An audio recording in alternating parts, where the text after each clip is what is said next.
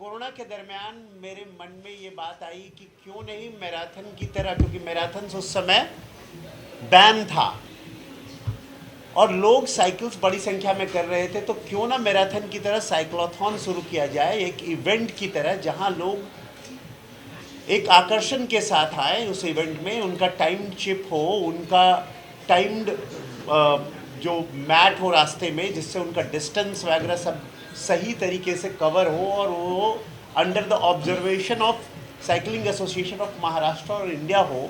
इस तरह से सोच एक मैंने रखी, और मेरे मित्र जो कि एक पब्लिशर हैं, उनको मैंने कहा कि मेरी ऐसी सोच है और इस पर आप काम करिए, और बाकी सपोर्ट पिंपरी चिंचवड़ में मैं दे दूंगा, पिंपरी पुणे में। So that is what from where this started. क्योंकि पहले बीआरएम होते थे, साइकिलिंग होती थी, लेकिन ये टाइम नहीं होती थी जिसमें कि ये भावना जो मैराथन की तरह की होनी चाहिए वो नहीं होती थी। And for that, as there were no race directors, I started to become race director as well, because I started cycling since 2017। 2017 से मैंने साइकिलिंग शुरू करी थी। उसके पहले बचपन में साइकिलिंग करता था मैं, कैची साइकिलिंग, मामा की साइकिल में, चाचा की साइकिल में।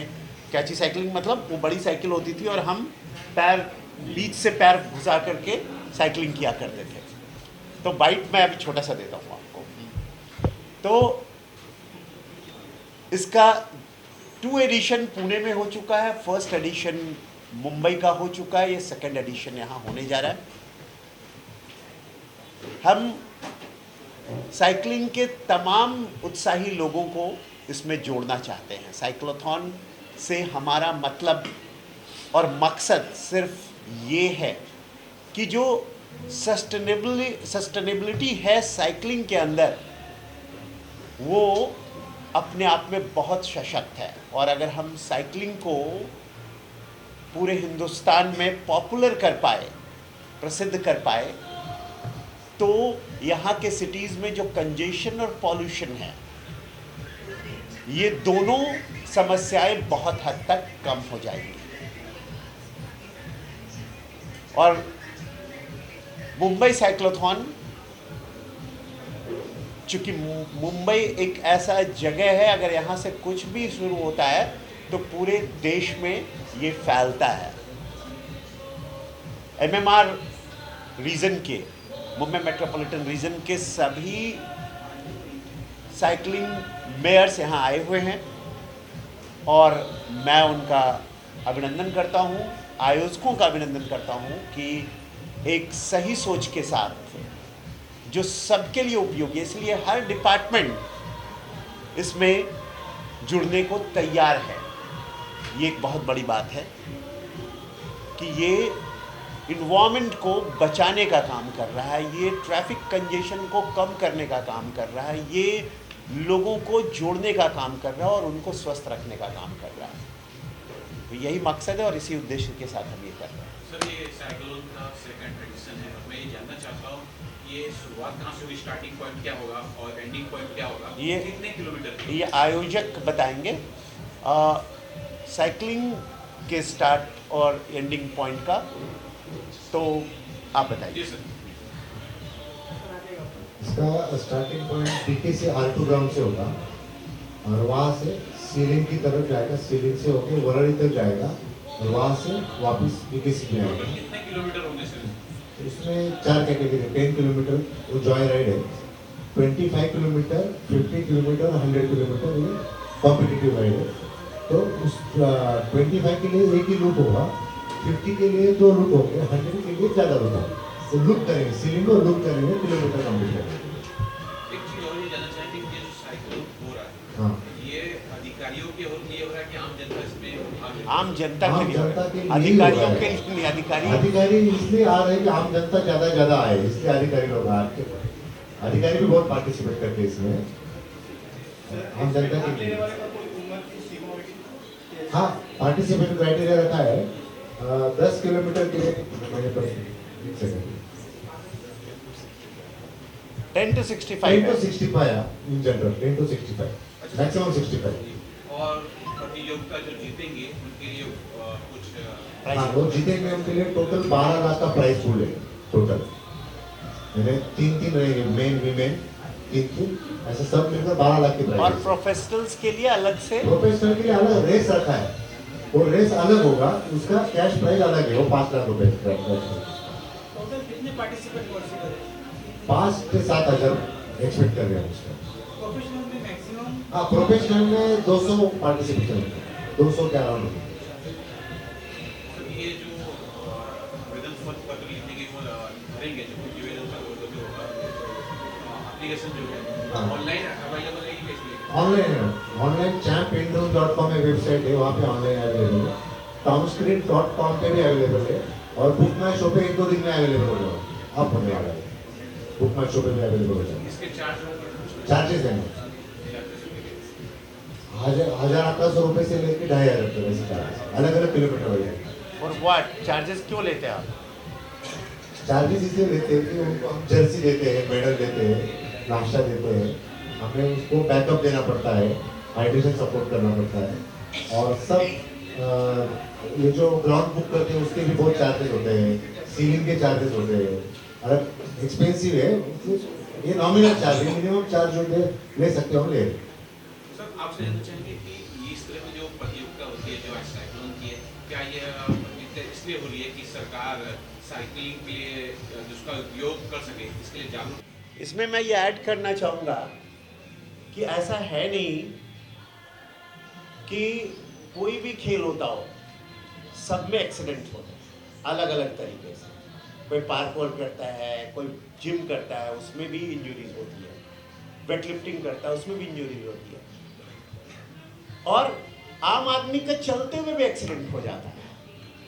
सो यू नेवर नो, इसलिए साइकिलिंग करने से एक्सीडेंट होगा ये परसेप्शन गलत है।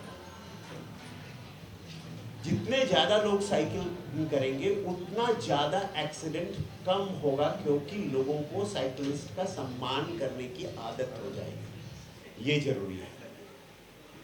सर आपसे जानना चाहिए किस प्रकार का सहयोग इसके अंदर आपका होगा और क्या करेंगे? सर मेरा नाम चिराग शाह है, मैं बाइसिकल मेयर थाना से हूँ एंड BYCS एम्स्टर्डम हमारी जो ऑर्गेनाइजेशन है जिन्होंने मुझे बाइसिकल मेयर अपॉइंट किया है। एंड आप सभी को बताना चाहूँगा कि कल ही मेरा अनाउंस हुआ है कि आई एम द मेरा जो एक टर्म फर्स्ट टर्म खत्म हुआ था बाइसिकल मेयर का, कल ही मुझे रीअपॉइंटमेंट मिला है और मैं सेकेंड टर्म बाइसिकल मेयर थाने के लिए चुना हूँ। एंड सभी जजेस, सभी लोग इधर, आप मीडिया, सभी को थैंक यू बोलना चाहूँगा कि आप इतना टाइम निकाल के आ रहे हैं। जियो को थैंक यू बोलना चाहूँगा।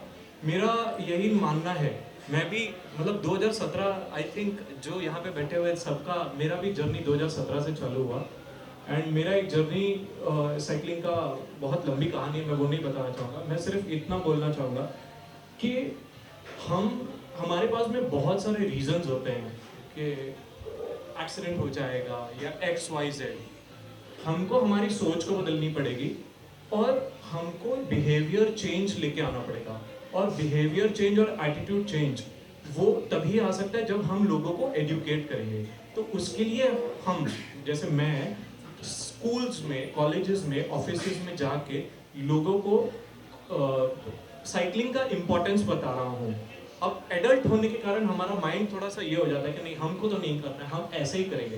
बट जब बच्चों को हम सिखाते हैं तो वो चीज़ें समझते हैं और वो मोल्ड कर सकते हैं। तो हमको ये बहुत बड़ी आवश्यकता है कि आप स्कूल्स में, कॉलेजेस में आप स्टार्ट से इसको एजुकेशन दीजिए, तो बच्चा ऑटोमेटिकली बड़ा होके वो शिस्त सीखेगा, वो एक रूल्स को फॉलो करेगा। तो ये एक बहुत बड़ी चीज़ है।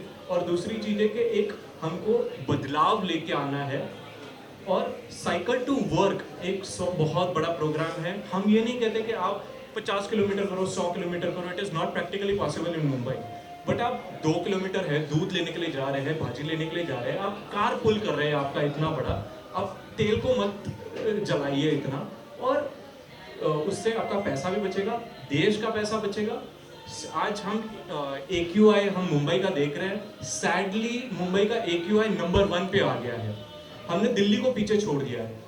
तो ये एक वार्निंग साइन है, it is not global warming, it is global warning कि हम आगे के पीढ़ी को क्या देना चाहते हैं। अगर आज नहीं सोचा हमने तो हम कभी नहीं आगे के पीढ़ी को कुछ अच्छा दे पाएंगे। तो ये आज हमको सोचना है। और Jio cyclothon it's a fantastic initiative wherein आप जो नए साइकिलिस्ट है जो साइकिल कर रहे हैं वो तो ठीक है, बट जिनको नया एक एक्सपीरियंस है साइक्लोथॉन में जब 5000 लोगों को एक साथ देखेंगे लोग को, तो ऑटोमेटिकली हमको एक पता चलता है, अंदर से आता है कि वाओ इतने सारे लोग साइकिलिंग एक साथ कर रहे हैं, तो मुझे ये डेली इसमें हमको कार छोड़ के साइकिलिंग करना है। Thank you.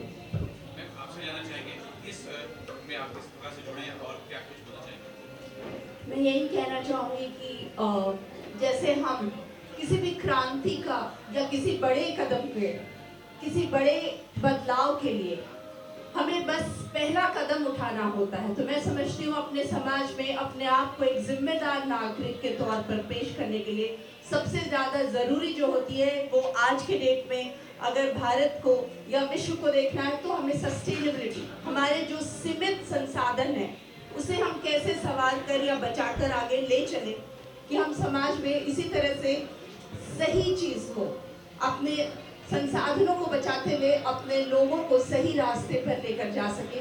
तो मैं समझती हूँ इसी प्रयास में हमारा ये कदम है कि हम जागरूकता बढ़ाएं, वरना हम क्यों साइकिल को, या हम जो कह रहे हैं कि आप स्वास्थ्य की तरफ आप जाएं, उसके अलग अलग ये पहलू हैं।